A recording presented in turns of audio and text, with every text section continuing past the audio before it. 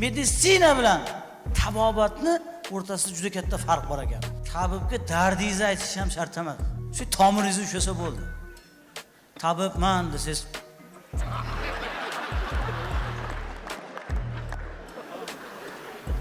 Lekin bor gaplarni gapiradi. Bu gapni men ham gapiraveraman-da. Har zamonda asabiylashar ekansiz deydi. Shu kasal bechora umid qilib kelganda, topyapman.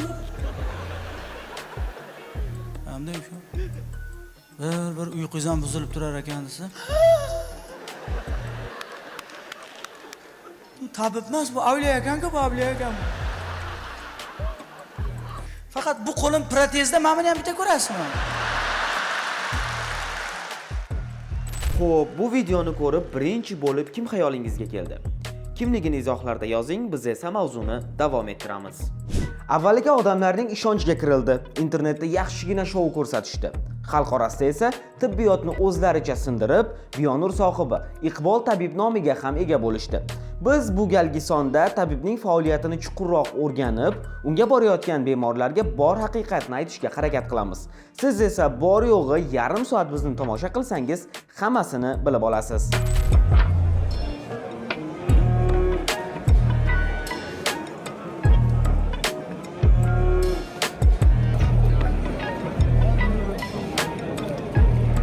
Nima uchun biz bu ko'rsatuvni aynan mana shu manzildan boshladik? Sababi hayotda o'z yo'lini topish uchun harakat qilgan qahramonimiz tabibchilikdan oldin san'atkor bo'lgan bo'lsa, ba'zi birovlar u insonning dallol bo'lganini ham ta'kidlamoqda. U xonanda bo'lib yurgan, mol bozorga chiqib videolar olib. Assalomu alaykum. Yaxshimisiz? Hormat. 5 million bo'lyapti endi bu. 6 million. 6 million? 6 million. Ha bo'ladigan ayt. Bo'ladigan sizda aka. 5 million beraman. Bo'ladimi? 5 million. Buning bolasi bor-ku? Qanday qilib? Men sizlar bilamanmi? Ya'ni bugungi rakursimizdagi inson aynan mana shunday mol bozorlarda ham faoliyat olib borgan bo'lishi mumkin. Ba'zilar tabibchilikni ilohiy yoki kuchli bilim kerak deb hisoblasa, vatandoshlarimiz mana shunday manzillardan chiqib, tabib bo'lganlarga ishonib, sog'ligini ularga topshirmoqda. Mani sizdahangilarni onaxonlar duosi asrayapti. Avvalo Xudo. Qo'llab-quvvatlaydi Xudo xolasa. Uning biznesi ortida ishonavering, sog'lik va pul yonma-yon yuradi. Shifokorlar 10 yil o'qib ham erisha olmagan obro' va natijaga dallol bo'lib ham erishsa bo'lar ekan. Faqatgina bitta yo'l orqali. Odamlarning tushkun kayfiyati va umidsizligidan foydalanib. To'g'ri, davo topdim deganlar ko'p, ammo bu faktlar qanchalik asosli? Hattoki muolaja payti bemorga emas, telefonga qarab ham davolasa bo'lar ekan. Axir kasalliklarning hammasini ham silab davolashning umuman iloji yo'q. Lekin bu jarayonni insonlar tahlil qilmasdan tarmoqlardagi videolar sabab qanday kasallik bo'lishidan qat'iy nazar tabibga murojaat qilishmoqda. Lekin Iqbol tabibning hamma kasalga ham silab davo topishi qanchalik haqiqatga yaqin? Demak, material tayyorlashdan oldin bitta narsaga aniqlik kiritishimiz kerak. Ya'ni hozir biz Iqbol tabibning o'ziga qo'ng'iroq qilamiz va undan ham o'zining faoliyati haqida ma'lumot olishga harakat qilamiz. Qani tabib rozi bo'ladimi, yo'qmi? Siz chaqirayotgan abonent boshqa yo'nalishga javob beryapti. Qo'ng'iroq qilyapti. Mana, o'zlari chiqyaptilar.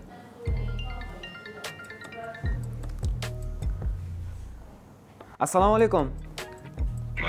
Aka, yaxshimisiz? Charchamayapsizmi? Umidjonman, raqamingizni Xalq tabobat assotsiatsiyasidan olgandim. Siz faoliyatingiz bo'yicha ko'rsatuv qilayotgandim. Shunga o'zingizning intervyungiz kerak edi. Agar imkoni bo'lsa, onlayn bo'lsa ham olardik, Telegram video chatdan bog'lanib. Nima bo'yicha? Shu faoliyatingiz bo'yicha kitob chiqardingiz, shular bo'yicha. Kitobni boshqalar chiqardi-yu. Yo, siz Instagramda e'lon qildingiz-ku, masalan, kitob chiqardik, mana shunaqani. Kitob chiqdi. Nima kitob chiqargan odam telefonni beraman. O'zingizdan intervyu olsak bo'lmaydimi bog'lanib? Ya, akam, sizlarga beraman. Ro'za Muhammaddan so'rang do'stim. Ha, u kishini ham raqamlarini bering. Endi sizni faoliyatingiz bo'yicha edi, shunga agar bo'lsa sizdan 1-2 minutlik intervyu olmoqchi edim-da. Aka, Labbay. siz kimdan oldingiz telefonni? Xalq tabobat assotsiatsiyasidan oldim. U kishi intervyu beradilar. Boshliq ofisida o'shadan gaplashaveringmi? Ha, siz bermaysiz, ha? Mana. intervyu bermasdan telefonni qo'yib qo'ydilar. Ko'rdingiz, mana biz intervyu so'rab qo'ng'iroq ham qildik, lekin o'zlari javob berishni xohlamadilar. Ya'ni hamma narsani Xalq tabobati assotsiatsiyasiga yuklab qo'ydilar. Endi bu yog'ini o'zingiz tomosha qiling. Chunki biz bu mavzuga yanada chuqurroq kirib, uning faoliyati, chiqargan kitoblari va faoliyati doirasidagi barcha harakatlarni sizga ochib berishga harakat qilamiz. Aytib o'tamiz, mana qo'ng'iroq qildik, o'zingiz eshitdingiz, ko'rdingiz, lekin umuman javob berishni xohlamadilar. Ko'rsatuv xolisona bo'lishi uchun biz tabibning fikrlariga ham quloq tutishni maqsad qilgan edik. Afsuski, bu niyatimiz amalga oshmay qoldi. Endi esa biz barcha savollarimizga javob topish uchun uning davolash usullarini yaqindan ko'rmoqchimiz. Shu narsalarning barchasiga oydinlik kiritish maqsadida Iqbol tabibning o'zini ko'rishga va uning ko'rigiga yozilishga qaror qildik. Chunki jarayonlarni kuzatish qiziq bo'lishi bilan birga, u yerda siz bilmagan ko'p sirlar yashirilgan.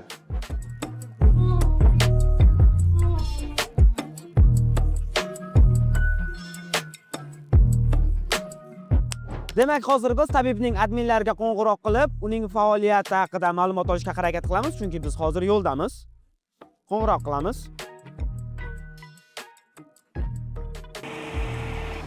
Assalomu alaykum, yaxshimisiz? Rahmat. Iqbol tabibga tushdikmi? Biza bormoqchi edik-da, shunga so'rayotgandi. Ertaga soat 8:00 bo'lishingiz kerak, 8dan kechikma. Bo'ldi, tushundim. Nima, faqat o'zlari ko'radilarmi yoki boshqa odam ham bormi yana? Opalari ham ko'radilar, endi siz sport xaridga o'tgan bo'lsangiz, o'zingiz ko'rasiz bo'ladi, opalaringiz. Bo'ldi unda, rahmat kattakon. Salomat. Xo'p bo'ladi, rahmat. Demak, biz tabibning faoliyati haqida ma'lumot oldik. Endi yo'lda davom etamiz.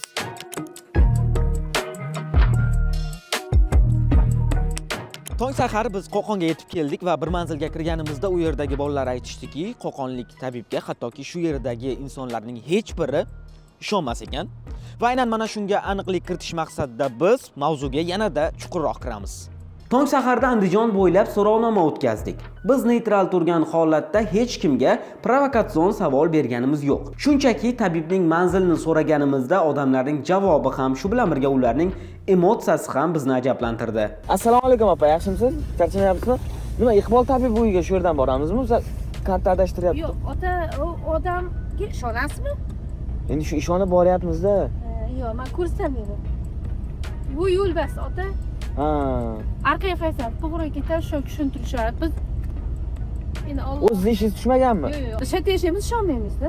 O'zi ishonsa bo'ladimi? O'zi ishi tushmaganmi? Men unaqa narsaga avvalo ishonmayman. Ha. Ular hammasi Xudoda. Ha. Xudodan so'rang, Xudo beradi. Bo'ldi, rahmat. Endi o'zingizga bog'liq. Kasalga boryapmiz-da, ishonsa bo'ladimi?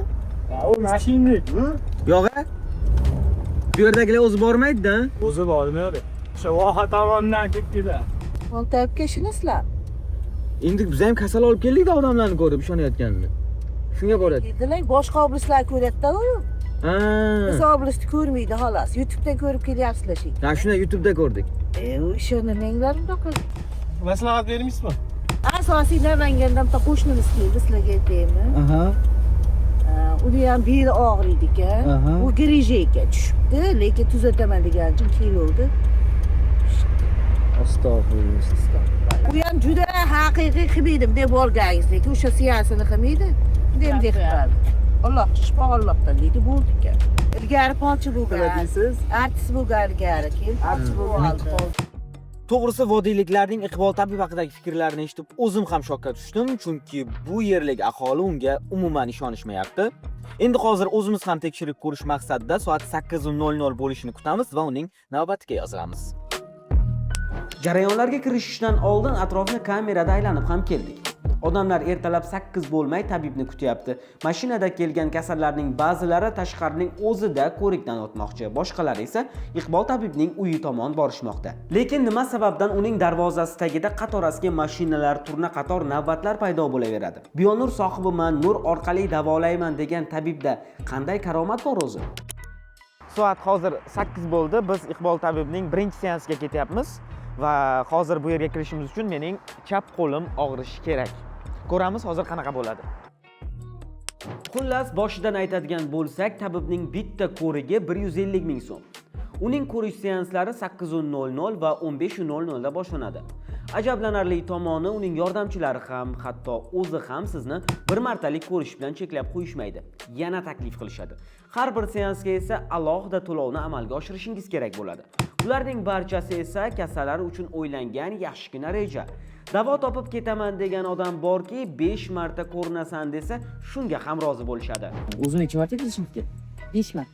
Yo, 5 ta olishlaring kerak. 5 ta imkon. Qo'yamasizlar. Ketma-ket yaxshi. Ketma-ket 5 ta olganinglar. Yo'llarda turadigan joy berasizlarmi? Meniki. Va bormi?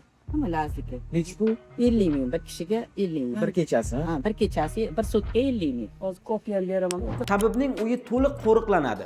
Hattoki uning qo'shnilari ham jarayonlarda hushyor tortishgan. Ko'chadagi hamma insonlar tabib tomonda. Buni ham sababini surishtirsak, ko'rikka kelganlarning uyi uzoqlik qilsa, mana shu mahalladagi uylardan mehmonxona sifatida foydalanib, qo'shnilarga bir kishi uchun 50 ming so'm to'lov qilinar ekan. To'g'rida, daromad bo'lgan joyda hech kim birov haqida indagisi kelmaydi. Chunki foyda ko'ryapti. Biz ham hech qayrimiz og'rimagan bo'lsa-da unga ko'ringani kirdik. Eng qizig'i naqd pulda emas, balki klik orqali to'lov qildik.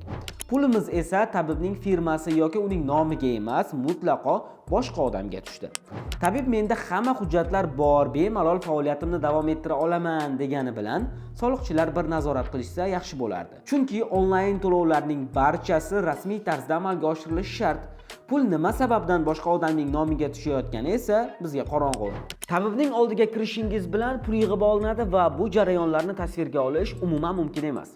Ko'rikdan oldin esa siz tilxat yozib berishingiz kerak. Balki bu narsa tabibning o'z ishiga ishonchsizligi yoki suvdan quruq chiqib ketishi uchun ham bir metoddir. Hamma kasalni men davolay olaman degandan keyin unga bu narsani yozib berishning nima keragi bor o'zi? Davolaydigan bo'lsa hech qanday yozuvsiz ham qilishning imkoni bor-ku. Men hech kim majbur qilgan yo'q, o'zim ixtiyorim bilan keldim. Telefon nomeringiz qayerdan kelganingizni yozib qo'yasiz. O'zi tayyor yozilgan, o'qib mazmunini bemalol tanishib chiqaveradi. Mana bir kishiga. Nima deyishga Menga familiyangiz bilan ismingizni yozasiz. Bugungi kun tartibi. Menga imzo qo'yasiz, menga telefon nomer, menga qayerdan keldingiz. Tushundingizmi? Ha mayli deb biz ham qog'ozni qoralagan bo'ldik.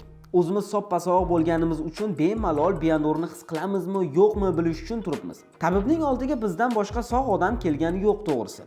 Kimdir birinchi marta, ba'zilar esa kunning har ikkala ko'rish vaqtida ham shu yerda. E'tibor berib qaralsa, Qoraqalpog'iston yoki qo'shni Qirg'izistondan ham bemorlar bor. Tabib esa goh silab, goh boshiga qo'lini qo'ygan holda muolajani odatdagidek boshladi. Bizni o'ylantirgan masala, nima sababdan tabib kasallardan hech qanday tibbiy ma'lumot yoki ko'rikdan o'tganmi, yo'qmi, analiz tekshiruvlari natijalarini ham so'rayotgani yo'q. Hattoki ba'zi hollarda dori ichishni ham cheklab qo'yib, uning nazoratga kelishlarini ta'kidlayapti. Bosh tozalab olaylik, ochiladi.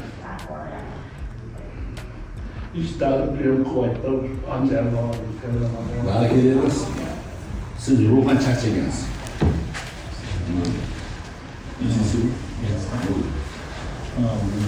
Qarasa ekansiz.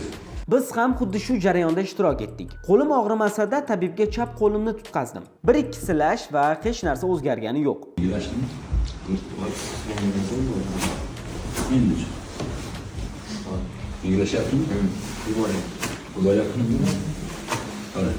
Lekin yonimizda ozgina bo'lsa-da o'tdimi deganda ha deganlar topildi. Ko'zimiz bilan ko'rib turgan joyda o'zgarishni his qilmagan odamlar ha dedi. Ana endi bilishimiz mumkinki, bu to'liq psixologik jarayon. Sizga esa hozir bu tizim qanday ishlashini mutaxassislar yordamida tushuntirishga harakat qilamiz. Hozir siz aytgan holatda u haligi samazashita o'zini himoyasi ishlab ketyapti tabibni. Ozgina o'tdimi? Ha dedi-ku. Yo'q dedi, yana so'radi, yo'q dedi. Bu ha deyishga majburlashga kiradi. Mayli dedi, endi ketdi shu 100 ming so'm dedi. Ha dedi, bo'ldi dedi. Xo'p, shunday ekan Iqbol tabib nima sababdan bu darajada xalq orasida obro'ga erishdi? Unga keladigan kasallarning soni ko'p. Mana men davo topdim-ku deydiganlar ham anchagina. Qo'qonliklarning o'zi hatto unga ishonmasa ham. Mana bu videoda esa tabib onkologik kasalliklarni ham davolayman deya oldinga chiqyapti. Bunday kasallar uchun muhim bo'lgan ximiyani olishga ham umuman yo'l qo'yish niyati yo'q. Xudoingiz yaxshi bo'lyapti. Inshaalloh. Onkologisiga yo'q bitta xudo xolasa. Inshaalloh aytganingizga O'zgarish yaxshi. O'zgarish yaxshi-da. Yana ximyosam yo'q, ximiya olmagin bo'ldi. Sen hozir o'zgarish sezyapsan, yengillashish sezyapsan, ha? Sen yaxshi bo'lsang, senga doktorga borish, aql borish shart emas ku. Hattoki tibbiyot ham ojiz bo'lib qoladigan bu hollarda Iqbol tabib odamlarning ishonchiga kirib, uni davolashga harakat qilyapti. Bunday kasalliklar haqiqatan ham silab qo'yish orqali davolanadimi o'zi yo'qmi? Bu shunchaki ahvoli og'ir bo'lgan bemorning oyog'iga bolta urish emasmi? Qana, men unga aytdim. Siz dedim, mana insultni dedim, so'rdirib yubordim deb, o'sman nima qilyapman-ku, MRT ko'rsatdingiz dedim. Shu yerda o'tirdi u ham kelib. Siz meni tanqid qildingiz, nima qildingiz? Quloq soling dedim. Menga o'sha kasalligingizni olib keling dedim kasallar. Nimalarni? Nega unaqa qilasiz dedim. Siz dedim psixosomatik kasalliklarni, ruhiy siqilishdan paydo bo'lgan kasalliklarni yaxshi tuzatasiz. Mana bunaqalarni insultni tuzatdim, o'smanni tuzatdim. Aytishingiz kerak emas unaqa dedim. Tuzalmaydi ular dedim. Insult, miya zararlandi, infarkt, yurak zararlandi, rak, xohlagan to'qimada bo'ladi, travma, hammangiz biladigan gepatit, qandli diabet, to'g'rimi? Bular hammasida to'qima zararlanadi. Albatta bunaqa paytda dori-darmon kerak, xirurgik muolaja kerak. Yurtdoshlarimiz qayerda kamchilikka yo'l qo'yishyapti? Endi tushundingiz menimcha. Qanaqa kasallikka chalinishingizdan qat'iy nazar siz birinchi bo'lib shifokor ko'rigiga borib, holatingizni bilib oling. Aks holda oddiy psixologik usulni qo'llab, sizning ishonchingizni pulga sotib olish orqali davolash usuliga ilakishib qolib, ahvolingiz battar yomonlashishi mumkin. Chunki psixosomatik kasalliklar bu tanadagi og'riq yoki kasallikning sababi faqat jismoniy emas, balki ruhiy holat bilan ham chambarchas bog'liq bo'lgan jarayondir. Bunday paytlarda oddiy so'z ham sizga davo bo'lishi mumkin. Ya'ni dard tanada namoyon bo'ladi, ammo ildizi ko'pincha ong va hissiyotlarda yashiringan bo'ladi. Siz ham asabiylashib shunday kasallikka chalingan bo'lishingiz mumkin. Lekin aksincha, kasallikning ildizi boshqa narsaga bog'liq bo'lsa-chi? Nega xalq ikkiga bo'linib yotibdi qo'qonlik tabib orqasidan? Fikr ikkiga bo'linib yotibdi. Nega u yoqlik yo bu yoqlik qilmaysizlar deyapti. Hech qachon u yoqlik bu yoqlik qila olmaysizlar. Qo'qonlik tabibni. Nima uchun?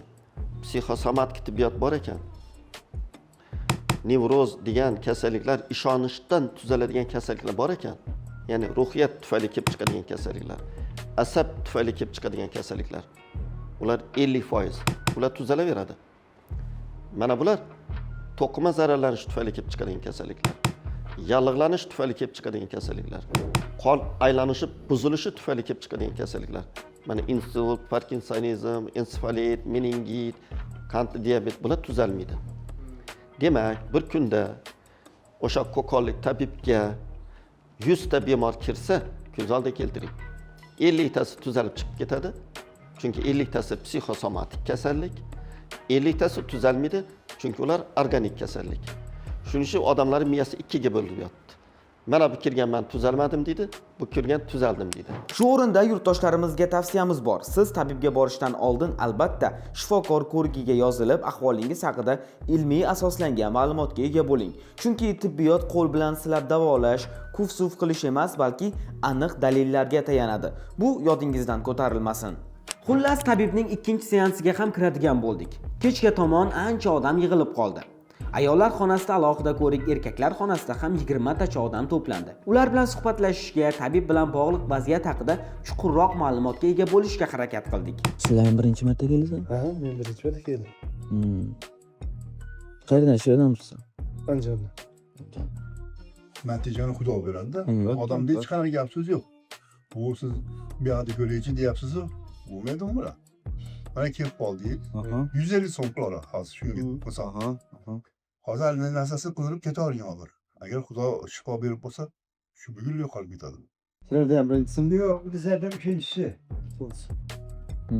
Qayeringiz og'riydi? Bozor kuni keldik biza.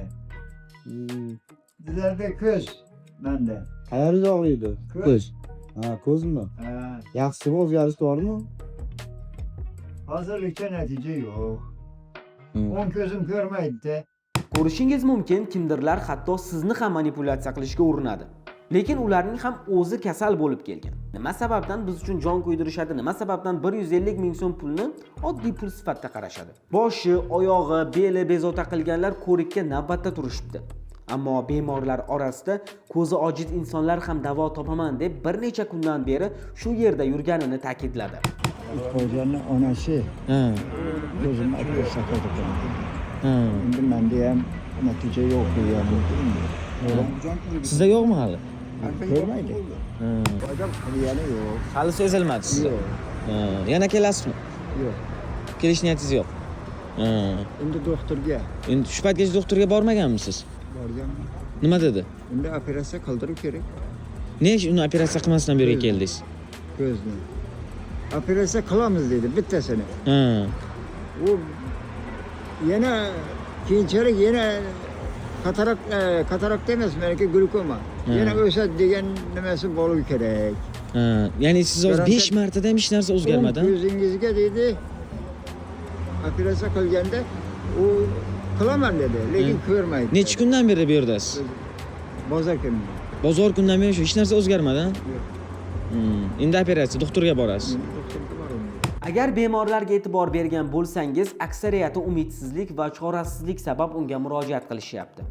Ammo tibbiyot ojiz bo'lgan dardlarni ham hech qanday retseptlarsiz silab qo'yaman deganlarga ishonib qolish ahvolni battar og'irlashtirishi mumkin. Eng xavflisi bu soxta umid. Glaukoma tufayli ko'zi ko'r bo'ldi. Uni albatta operatsiya qilib tuzatish kerak. Glaukoma orqali. Hamma biladi glaukoma nimaligini. Ko'z davlinasi oshdi. Va qattiq siqilgan tufayli ko'zi ko'r bo'ldi. Qattiq siqildi. Onasida rak topildi, ko'zi ko'rmay qoldi. Uni rostdan bundoq qilib turib, bundoq qilib ochsangiz ko'zi ko'rib ketishi mumkin. Kista, o'sma, insult tufayli boshi og'rib yotibdi. Uni boshini silasa tuzalmaydi. Yana gapiraymi? Insult tufayli nutq buzildi. Insult tufayli afaziya bo'ldi. Insult tufayli yutish buzildi. Uni yuzini silaganing bilan, ustini qoqqaning bilan tuzalmaydi. Yurak infarkt bo'ldi, og'riyapti. Ishemическая болезнь сердца deydi. Yurak ishemik kasalligi og'riyapti. Uni yuragini silaganing bilan tuzalmaydi. Unga nitrat berish kerak. Biz tabibdan chiqiboq odamlarning o'zi bilan gaplashganimizda ularda holat turlicha. Ba'zilar davo topgan, ba'zilarda umuman foyda yo'q. Haqiqatan psixosomatik kasalligi bo'lgan insonlar ishonch sabab davo topib ketayotgandir. Nimadir sezdingizmi? Hozir ayt o'tiribmiz. Mashinalarni hujrab to'p yurganda bo'lyapti. Menga milliard qilayotgani bilyapti. Ha, sezilyapti, ha? Sezilyapti. Hozir bu boshimdagi shovqini unga yo'q deb o'tirdim. Nega? Boshimda shovqin yo'q. O'tib ketdimi? Sal kamaydi. Kallani o'g'riydi. Sal kamaydi. Sizda o'zi nima bor edi? Bosh og'riq, kalla shunday o'g'riydi-da. Ha. Belam, bo'yin, grija, kalla, bel grijasi beryapti-da menga. Bel grijasi bo'yin. Nechinchi marta sizda? Birinchi bor. Ha. Kasallar orasida travmatologik kasali bor odamlar ham juda ham ko'p va ular hech qanday tashxissiz bunday tabiblarga borishi tibbiyotda mumkin emas deyilyapti. Ya'ni suyak yemirilishi bilan bog'liq holatlar, disk churrasi bor kasallar tibbiy yo'l bilan davolanishi tavsiya qilinyapti. Aks holda uning oqibatlari harakatni ham cheklab qo'yishi mutaxassislar tomonidan ta'kidlanyapti. Bizning sohada lekin bu oddiy silab yoki bir unaqa biror bir manipulyatsiyasiz yoki biror bir nima deydi, muolajasiz davolash imkoniyati yo'q deb o'ylayman.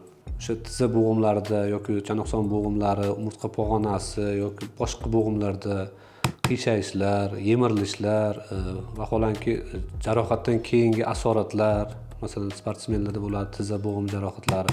Bularning hammasi 100% o'sha shifoxonalarda shifokor nazoratida, ya'ni shifokor tavsiyasi bilan kerak bo'lsa konservativ, ya'ni dori-darmonlar bilan yoki bo'lmasa ko'rsatmaga qarabda, yoki bo'lmasa operativ davolash mumkin. Masalan, umurtqa pog'onasini oladigan bo'lsak, nagruzka qilganda yo boshqa qilganda grija paydo bo'ladi, to'g'rimi? Grijaning ham o'zgarish o'lchami bor. Bu asosan o'sha MRT tekshiruvdan keyin aniqlanadi.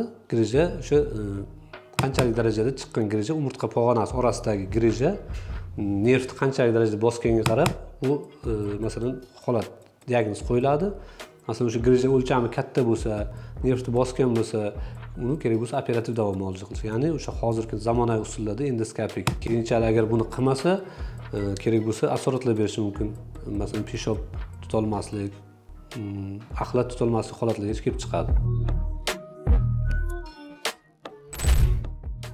Biz hozir Qo'qon bozorlaridan biridamiz va aynan mana shu yerda yurgan odamlarning ko'pchiligidan Iqbol tabib haqida ma'lumot so'raganimizda yoki uning faoliyatiga doir nimadir so'raganimizda odamlar javob berishni istamadi va biz u haqida so'raganimizda odamlarning jahli chiqib ketganini ham ko'rdik. Chunki bu yerda istiqomat qiluvchi yoki faoliyat olib boruvchi ko'pchilik insonlar, deyarli 80% insonlar Iqbol tabibga umuman murojaat qilmas ekan. Borsak foydasi bormi yo'qmi? Foydasini topyapti. Mana odamlar kelyapti. Foydasi bormi yo'qmi? Ha. Nima deysiz? Endi hozir bor, undimni ko'rib qo'ysam ham 100 mingdan yo'qoladi, undimni ko'rib o'tib ketardi. Ha. Keyin yana kel deydi. Doktorga borgan. Siz borib ko'rganmisiz? Yo'q, borganim yo'q. Siz eshitganman-da, shu yerda nechta odam kelib qaralardi. Mana YouTube'larda ham ko'rdik. Bormi og'riq deydigan? Hali hopizmi? Ha. Borsak bo'ladimi? Foydasi bormi? Foydasi bormi? Bo'ladi. Borib ko'rganmisiz? Men bormaganman, Quvadan, Asakadan nima yurolmay qolgan. Xolamning qizlari keldi, 3 kun keldi, yurib ketdi. Hassada yura, hassani tashladi. Ko'pchiligi foydasi bo'lmagan deydi. Uni necha marta olib kirib ham qo'ydi. Ha. Yana anaqa dokument qilib yana ko'ryapti deydi. Qo'qonliklar ko'pchilik ishonmaydi. Qo'qonliklar ishonmaydi bunga. Ha. Endi u xonanda bo'lib yurgan, mol bozorga chiqib yurgan dallol bo'lib.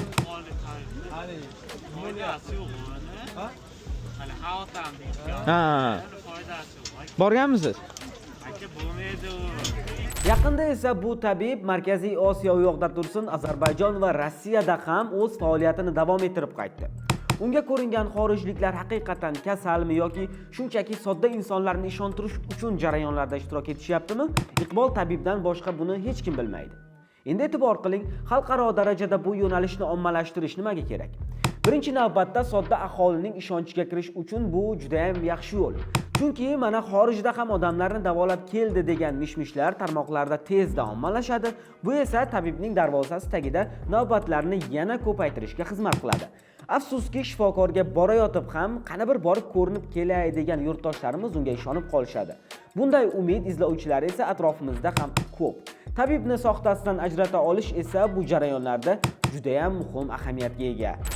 Soxta tabib umidni sotadigan savdogar. Umid, bilasizmi, insonning, odam bolasining eng Alloh taolo unga bergan katta ne'mati. Uni doim unda kuch uyg'otadigan, doim unda hayotga oldinga intilish uyg'otadigan narsa bu umid bo'ladi. Ana shuning uchun Alloh taolo Qur'oni Karimda la taqnatu min rahmatillah deydi. Allohning rahmatidan noumid bo'lmanglar deydi. Noumid faqat shayton deyiladi. Inson bolasi umid qiladi. Sog'ayaman deb umid qiladi. Shifo topaman deb umid qiladi. Soxta tabiblar insonning mana shu umidini sotib savdogarlik qiladigan odamlardir. Bular o'zi asli bu biznes. Bugunlar biznesga olishyapti. Nima biznes desangiz, insonning hayoti, insonning tani a'zolari sog'lig'ining biznesi. Biz yaxshi bilamizki, insonning hayoti, tani a'zolari sog'ligini savdosi mumkin emas. Harom. Inson a'zolarini sotish mutlaq harom. Iqbol tabibga o'xshagan shaxslar jamiyat uchun yangilik emas. Avval ham bunday davolash usullari mavjud bo'lgan va ayrim hollarda ularning faoliyati televideniya orqali ommaviy shou darajasiga ko'tarilgan. Sobiq ittifoq davrida bunga yaqqol misol sifatida Anatoliy Kashpirovskiy va Alan Chumak nomlari tilga olinadi. Kashpirovskiy jonli efirda so'z va qat'iy ohanglar orqali millionlab tomoshabinlarning ongiga ta'sir o'tkazgan. U gipnozga yaqin holat yaratib, odamlarni o'z tanasiga ishontirgan. Hashamatli stadionlarda ham odamlarni bir zumda uxlatib qo'yib, obro' qozongan. Odamlar o'z tashvishlarini ozgina vaqt ichida unutgani sabab unga ishonib qolishgan. Lekin uxlab qolganlar orasida uyushtirilgan sahnalar ham borligi keyin ayon bo'lgan.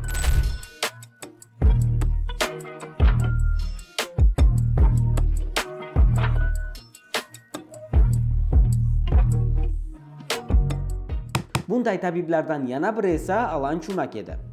U sukut va qo'l harakatlari bilan sirli kuch tasavvurini uyg'otgan. Hattoki odamlarga energiya o'tkazib berish uchun krem, suv va dorilarni olib kelishlarini so'ragan. Odamlar hattoki televizor qarshisida ham o'z buyumlarini terib qo'yib energiya olmoqchi bo'lishdi.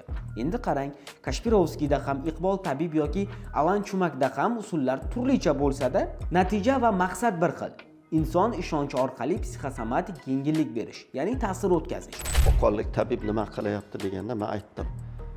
Tibbiyot changini qoqayapti deb. O'zim tibbiyotchiman. Tibbiyoti chang bosgan, kuchli, zo'r, jonkuyar, haqiqiy doktorlar ko'p, Xudoga shukr. Lekin bemor bilan suhbatlashib o'tirgisi, bunda psixologik kasallikmi, psixosomatikmi, shug'ullangisi, deydi, kelmaydi. Bu bir. Ikkinchidan, psixosomatik kasalliklarini o'qitish, mana men shuncha harakat qilsam ham, borig'i 2 soat leksiya o'qiladi. Ko'z oldiga keltiring. Dunyoni psixosomatik kasallik bosgan. 2 soat ma'ruza o'qiladi psixosomatika bo'yicha. 2 soat ma'ruza o'qiladi psixoterapiya bo'yicha. Qattan talaba buni o'rganib chiqsin. Siz ham bir necha bor eshitgan bo'lishingiz mumkin. Tabib o'zini Biyanur sohibiman deya tanishtiradi. Ilmiy adabiyotlarda esa bu tushunchaning o'zi yo'qligi ayon bo'ldi. Hattoki fiziklar ham bunaqa nur uchramaganini, ilmiy tibbiyotda ham termin sifatida mavjud emasligi va klinik tadqiqotlar bilan tasdiqlanmaganini ta'kidlashdi. Ko'rsatuv tayyorlash jarayonida esa mana bu video ham e'tiborimizni tortdi. Odam bioenergetikasi haqida tabibimiz kitob chiqaribdilar. Mana bizni kitobimiz chiqdi, bu muallif Bekjonov Quronboy aka taraflaridan hamda bitta ko'p professorlarimiz, yuridik fanlari doktorlari ham birgalikda shu kitobga sababchi. Masalan, fizika matematika fanlari doktori professor Navruzov Qurolboy aka hamda O'zbekiston Xalq tabobati assotsiatsiyasining raisi Ro'za Muhammadxon Nazarovlar bilan birgalikda bu kitob yaratildi. Bitta mana bemalum ichida o'rganib, bilib, o'qib ko'rinishlari mumkin. Hammasini albatta mukammal yozilgan, buni o'rganib o'zlariga xulosa qilishlari mumkin. Bu kichik qo'llanma haqida Xalq tabobati assotsiatsiyasidan so'raganimizda ular kitobning chiqarilishida aloqalari bo'lmaganini ta'kidladi. Lekin tabib kitobni chiqaradiganlar qatorida assotsiatsiyani ham alohida aytib o'tganini eshitdik. Assalomu alaykum Dilmurod aka, yaxshimisiz? Assalomu alaykum. Charchamayapsiz? Uzr, bezda qilib Umidjon Wi-Fi kanalidan sizga telefon qilgandim bir marta.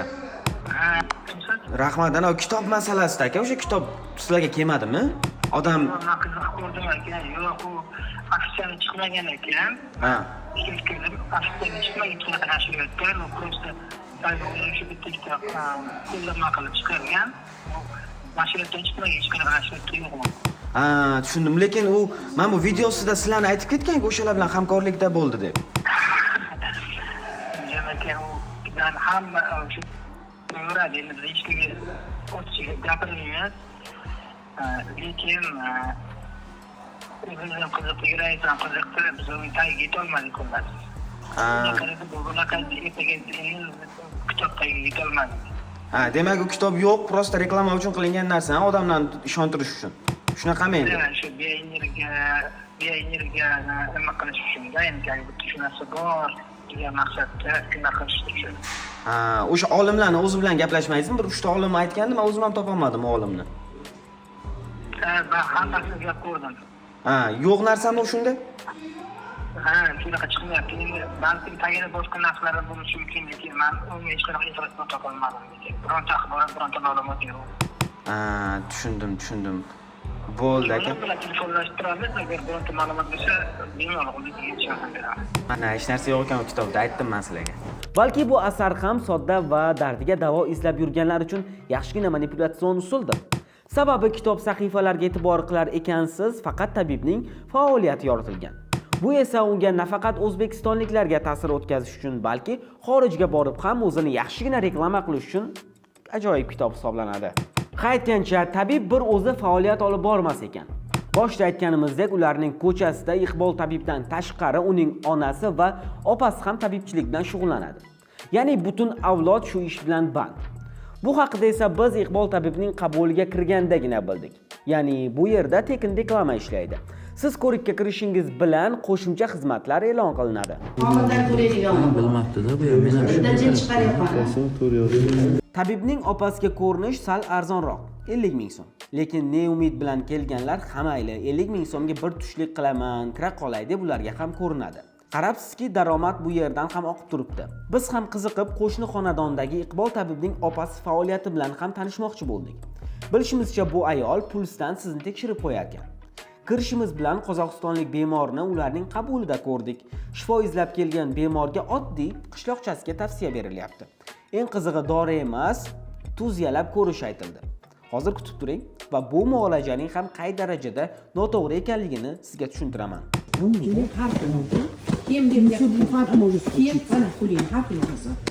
Sanda qon quyuq hazillashma. Mana durda, xotin bilan qilaverma. Yugursa. Sibet quloqqa. Sanda qon quyuqda, bir intak bo'lib qolmasin. Tushundingmi? Har bir suv, tuzni yalab tursin. Sol. So'na yizik. Bu ham tuz yalaydi. Men bitta dakikada olib qo'ying. Sol. Bizga ham navbat yetib keldi, ammo men o'z dardimni aytmasimdan opa mendan bir nechta kasalliklarni topib tashladi. Eng qizig'i, kelajagimni ham bashorat qilib berdi o'zicha. Tabibga dardingizni aytish ham shart emas. Shu tomiringizni ushlasa bo'ldi. Tabibman desiz. Siz Umidjon qayerdan keldingiz? Boshqalar yomon. O'zingni yaxshi boshqara olmaysan. Har kuni qorningdan nafas olib, keyin tuzni yalab turamiz. Tuz ming bitta dardga davo. Ovqatlarni tuz yalaydi. Tomirdan shu aytdim. Lekin bor gaplarni gapiradi. U gapni men ham gapiraveraman-da. Har zamonda asabiylashar ekansiz deydi. Yuragingdan quvvat. Yuragi bor, yaxshi, ovqati past. Nima olyapsiz yurakka? Men yurakka dori ichib turaman, bu emas. Qarang, bugundan boshlab umuman asabiylashadi. Nafas olib, keyin o'zingni xotirjam qilishga harakat qilsangiz asabiylashasiz. Hamma ham asabiylashadi har zamonda. Oddiy tuz bor. Tuzni yalab turasan, keyin qorningdan ko'p nafas olasan. Har kuni pashvolvon, rangga nima. Nima bezovta qilyapsan? Menda hozir mana shu qo'lim yoshligimdan beri og'riydi. Men sovuq bo'lsa keyin boshlanaveradi. Agar rost ekan qo'lini bersa, o'tib ketibsiz siz allaqachon. Tekshiruvga boramiz, yo'q? Yo'q, u asab yomon. Sanda yomon kasal o'zi yo'q. Mana rak, yomon kasallar. Sanda manida nerv bor-da bu. Biror nima xiyol asabiylashini bilmaydi qilsa. Tushundingmi? Sen birinchi asabiylashadi, aldov. To'g'ri, rahmat sizga. Qon yaxshi aylanish uchun qo'lingni mana bunga qilasan. Mana shu qo'lni. Har qarab qoladi. Mana kustichka. O'tsa ertalar. O'tsa kech qoladi. Keyin keyin mana mashqada qilasan orqaga. Keyin har kuni qizil sabzi so'raysiz. Har kuni qizil sabzi bilasizmi? Nega bo'lsa yaxshi. Lekin birinchi o'rinda qoningni to'qisaman. Keyin bitta burniga yopasan. 5 ta nafas olasan. 5 ta. Shu bilan ham yaxshi bo'ladi. Bittani chillab olib. Qachon kelsam bo'ladi? Hozir bitta olingsen. Hozir 1-2 kun ol. Qachon kelding? Bugun keldingmi? Hozir oling. Kechqurun soat 3 da ham bor. Kechqurun yana kelasan. Ertalab ham olasan. Yana ol. Shu 5 ta bo'lsa. Joy bormi o'zi? Joy topib qo'ysan, yotqizamiz. Ha. Ularni summalarni kimdan kelishadi? Aytaman. Bu yuragi tor. Lekin bunda xarakter shunaqa. Zato mana rak yo'q. Bunisi yaxshi.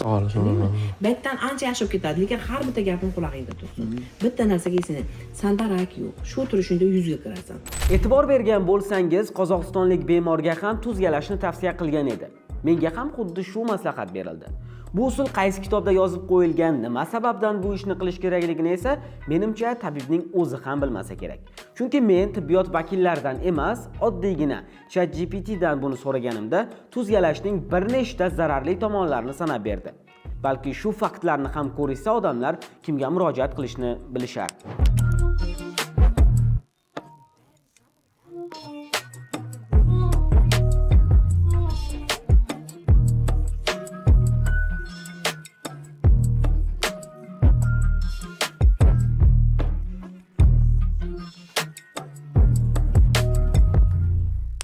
Xullas, Iqbol tabibdan ham, uning opasidan ham hafsalampir bo'lib qaytib chiqdim.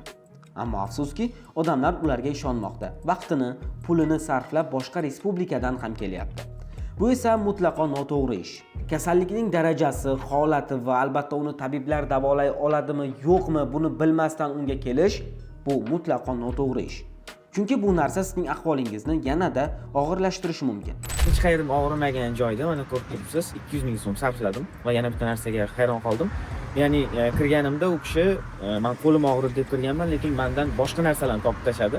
Va oldimdagi odamga ham tuzalashni aytdi, menga ham tuzalashni aytdi. Va bundan tashqari meni kelajagimni ham bemalol aytib berdi-yu, lekin kimligimni topa olmadi. Siz hozir men borma deganingiz bilan bormaydimi? Bor yo'qol deydi. Tuzatyapti kishi men deydi. Boradi. 50% tuzalar ekan-ku dedi. Demak boraman dedi. Qolgan 50% tuzalmaydi. Kerak bo'lsa men unga maslahat beraman. Mana shu organik kasallik bo'lsa davolamasin. Yo'q, o'zi bu doktorlik deb olsin. Hech bo'lmasa ko'pchiligi MRT bilan boradi, analiz bilan boradi. Uzr, UZI bilan boradi. Bu manlik emas. Bu nima? Manlik deb psixosomatika bilan organikani ajratsa, borgan 10 ta kasaldan 5 tasi tuzalib, 5 tasi shikoyat qilib yurmasdan, qayta uni ustidan shikoyat qiluvchilar kamayadi. Rostdan ham psixosomatik kasallarni olsa. Agarda u yo'q, professor Ibodlayev xato gapiryapti. Men insultni ham tuzataman. Parkinsonizmni ham tuzataman. Ana bu yerda meningiti ham, o'smani ham tuzatyapman desa, ana unda u sharlatan. Ana unda u nopok tabib deb aytamiz. Ha, to'g'ri. Iqbol tabibga o'xshaganlar tibbiyotning bugungi holatidan ustamonlik bilan foydalanishmoqda. Ammo uni ko'kka ko'tarayotganlar kim? O'zimizning qora ko'zlar albatta. Biz tabibga bormang, unga pulingizni, umidingizni sotmang deganimiz bilan qiziqib ham borib ko'rasiz. Ammo natijani ko'rmaganingizdan keyin attang deb qolasiz. Tabibga o'xshaganlar esa bugun insonlarning har qanday psixologik holatidan, tushkun kayfiyatidan foydalanib pul qilishyapti. Odamlarni o'zlariga ishontirishmoqda. E'tibor bergan bo'lsangiz, birorta qo'qonlik yurtdoshimiz uni yoqlab himoya qilib chiqqani yo'q. Chunki uning oldin kim bo'lib ishlagani, hozir nima sababdan tabibga aylanib qolganini juda ham yaxshi bilishadi. To'g'ri, biz juda ham sodda xalqmiz, lekin bundan unumli foydalanayotgan uddaburon tabiblarga tayyor o'lja bo'lmaylik. O'z ishonchimizni kimlargadir berib qo'yib, kasalimizni og'ir ahvolga solib qo'ymaylik. Shu sababdan ham aynan bu kontent sizlar uchun foydali bo'ldi deya umid qilamiz. Sababi biz aynan bu ko'rsatuvimiz orqali kimnidir yomonlamoqchi, uni faoliyatini qoralamoqchi emasmiz. Shunchaki bor narsani sizga ko'rsatib beryapmiz. Sababi bugun aynan eng yomon kasalliklar bilan ham tabibga murojaat qilib, davo topmasdan aynan bu holat og'irlashib ketayotganlarni o'zingiz ham ko'rdingiz. Shu sababdan xulosani o'zingiz chiqaring. Agar biz bergan faktlar va ma'lumotlar sizga yoqqan bo'lsa, albatta kanalimizga ulanib, like tugmasini bosish yodingizdan ko'tarilmasin. Salomat bo'ling.